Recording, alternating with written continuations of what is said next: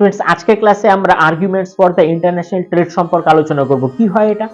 তো argument for international ট্রেডে আমরা এটা বুঝতে পারি যে কয়েকটা মেরিটস অবশ্যই থাকে এবং আন্তর্জাতিক বাণিজ্যের ক্ষেত্রে এই ধরনের মেরিটস গুলো কিন্তু খুব ইম্পর্টেন্ট হয়। যে কোনো দুই দ্বিপাক্ষিক বা বহুপাক্ষিক দেশের সাথে আন্তর্জাতিক বাণিজ্যের ক্ষেত্রে সম্পর্ক কিন্তু সুদৃঢ় হয়।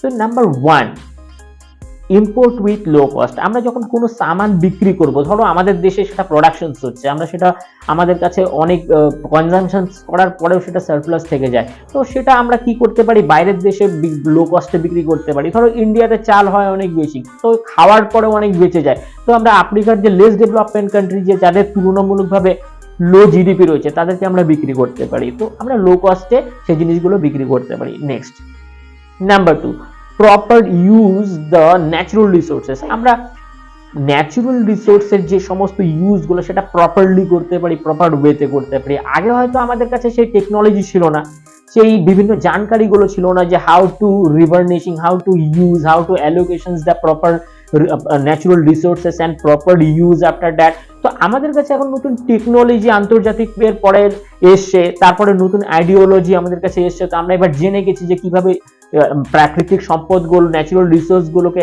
অ্যালোকেশনস করতে হয়, তাদের প্রপার ইউজ করতে হয়। তো এইভাবে আমরা প্রপারলি ইউজ এবং অ্যালোকেশনস দুটোই করতে পারি ন্যাচারাল রিসোর্সেস।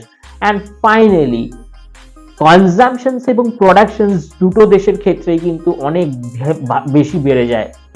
যেরকম ফরেন ডাইরেক্ট ইনভেস্টমেন্টে যদি ওপেন ফ্রি ট্রেড হয়, তখন সেক্ষেত্রে এক্সপোর্ট এবং ইম্পোর্ট দুই দেশেই কিন্তু দুই দেশের মধ্যে বিভিন্ন ধরনের যে জিনিসপত্র সেটা আমদানি রপ্তানি করে থাকে। এতে কি হয়, অনেক যে নাগরিকরা, যে লোকের আগে কোনো জিনিস কিনতো না, সেটা হয়তো সস্তায় সেই জিনিসগুলোকে কনজাম্পশনস করতে পারলো, তাহলে তাদের প্রোডাকশনসও বিপরীত দিকে বাড়িয়ে দিতে হবে, কারণ আগে যা প্রোডাকশনস করতে এখন বেশি করতে হবে, কারণ কাস্টমার অন্য দেশের হয়ে গেছে। তো একইভাবে এক্সপোর্ট এবং ইম্পোর্ট বিপরীতভাবে, রেসিপ্রোকাল ভাবে বাড়তে থাকবে। তো এই যে এই পয়েন্টসগুলো ওভারঅল কনটেক্সটে আমরা এইভাবে রিলেট করতে পারি। Thank you.